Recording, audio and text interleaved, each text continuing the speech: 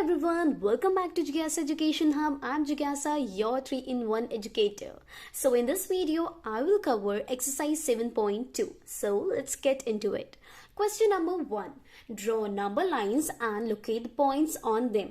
तो हमें points को locate करना है on a number line, and the first part is 1/2, 1/4, 3/4 and 4/4. तो as you can see 1/2 को छोड़कर बाकी सबके डिनोमिनेटर्स आर सेम. तो हम पहले क्या देखेंगे कि नंबर लाइन हमें कहाँ से लेकर कहाँ तक बनानी है. ठीक है, we should know the starting point and the ending point of that number line.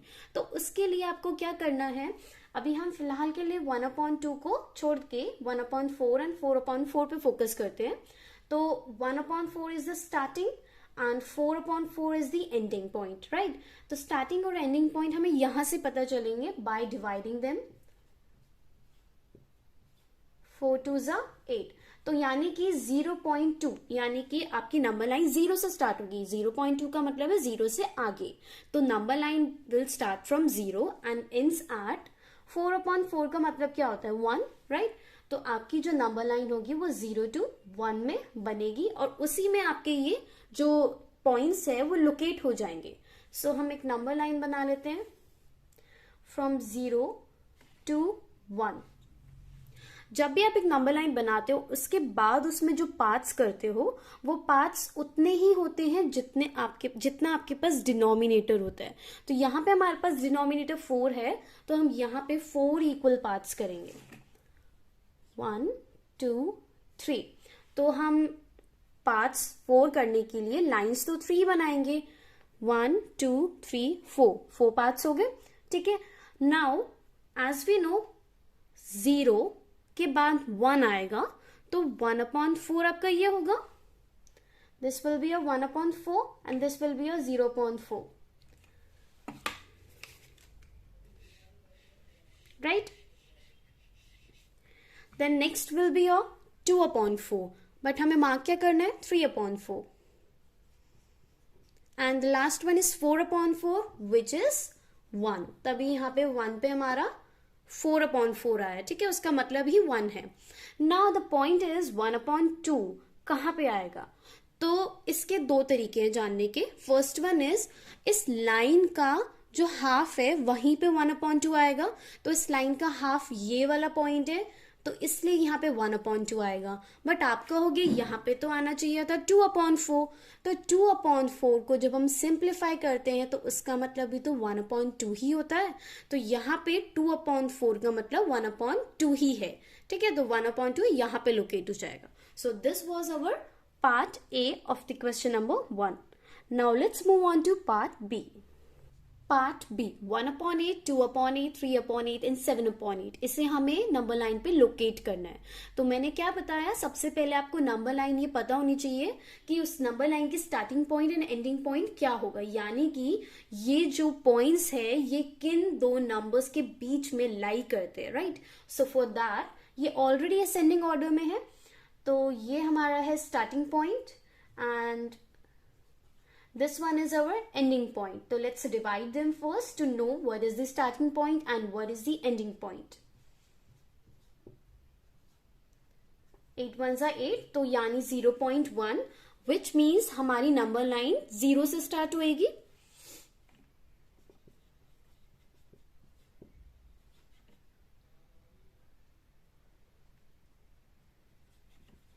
Eight 8 is 64. 0.8 यानी कि हमारी नंबर लाइन 1 तक जाएगी, राइट? तो 0 to 1.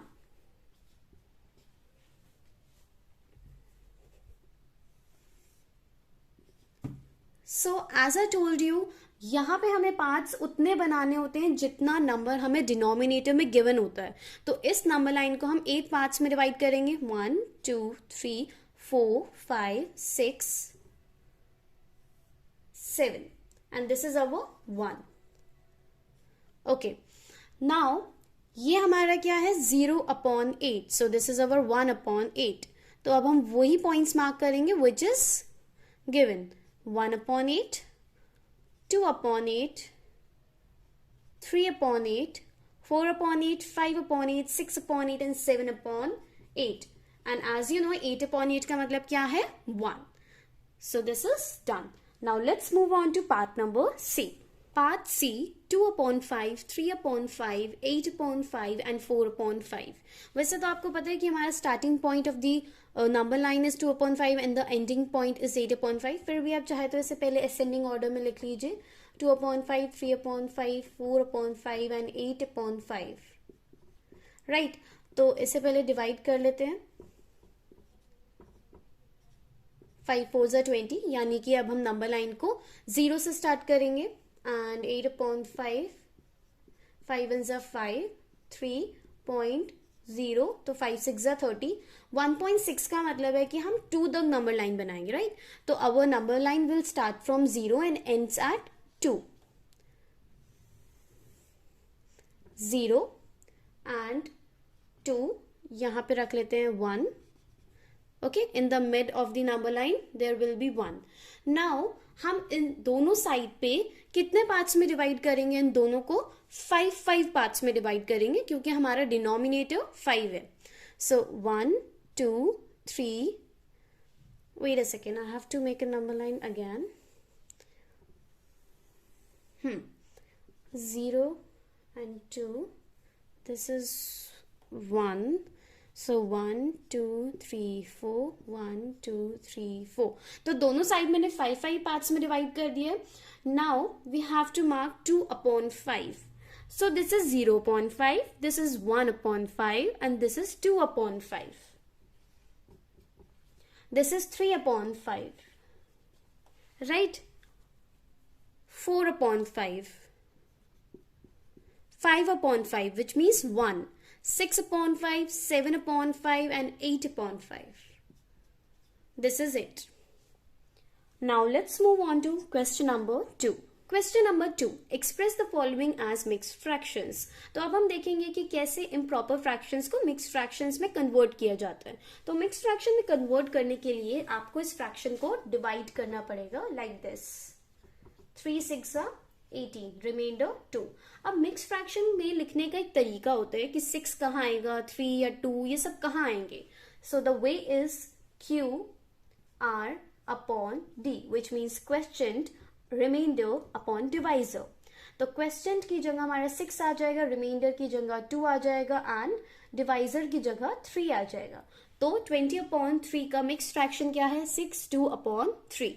If you face any difficulty in remembering this Q R upon D, तो मेरे पास एक trick है आपके लिए. As you know, D for denominator, D for divisor and D for down. यानी ये जो भी आपका डिनोमिनेटर होता है क्वेश्चन में, जिसे आप एज ए डिवाइजर रखते हो, वही आपका यहाँ पे D में डाउन में आता है, राइट? तो यहाँ पे डाउन में आपका 3 आएगा, ठीक है, डिनोमिनेटर की प्लेस पे. देन जो आपका डिवीजन के टाइम पे रिमाइंडर है सबसे आखिरी में, वो आपका सबसे पहले आता है. And what is left question which is 6, वो आपका यहाँ पे होल की प्लेस पे आता है. So this is the trick to remember Q R upon D. Now moving on to next part B, 11 upon 5. तो इसे भी हम पहले डिवाइड कर लेंगे.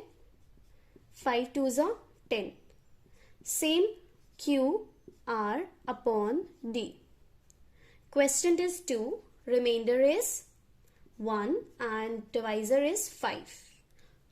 Moving on to part C, 17 upon 7. तो सबसे पहले इसे मिक्स फ्रैक्शन बनाने के लिए हम क्या करेंगे? Divide. 7 2s are 14, remainder 3. Q R upon D. 2 3 upon 7. Part D, 28 upon 5. Divide करेंगे. 5 5s are 25.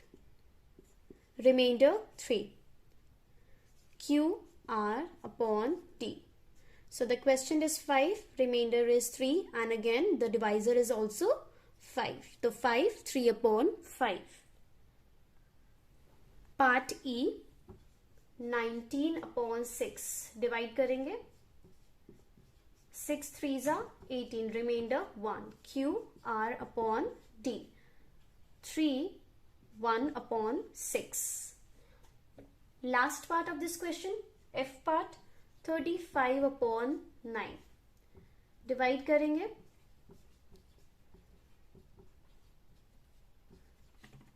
27, remainder is 8. QR/D. Question is 3, 8/9. So that's it. Moving on to question number 3. Question number 3, express the following as improper fractions. तो अब हमें कुछ mixed fractions given है जिन्हें हमें convert करना है improper fractions में. Let me remind you what is improper fraction.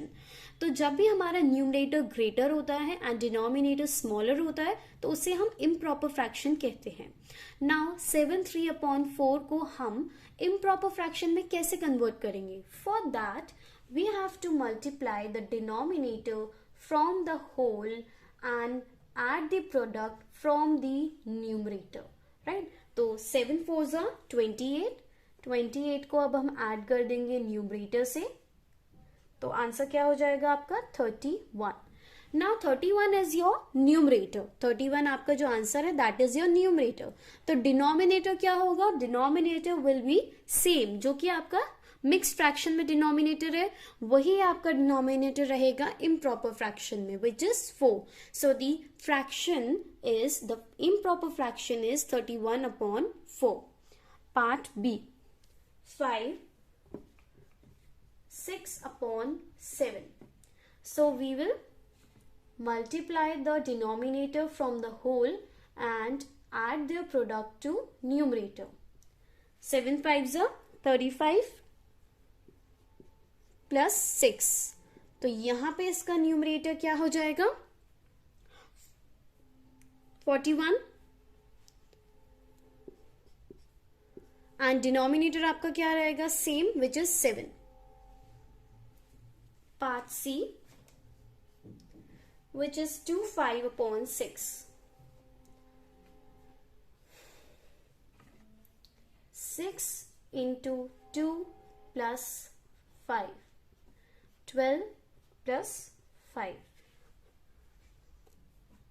Which is 17. 17/6. Numerator upon denominator. So, इसे हम इस तरीके से भी देख सकते हैं कि हमने 6 को मल्टीप्लाई किया 2 से एंड उसके प्रोडक्ट को ऐड किया न्यूमरेटर से, राइट? D part 10 3/5.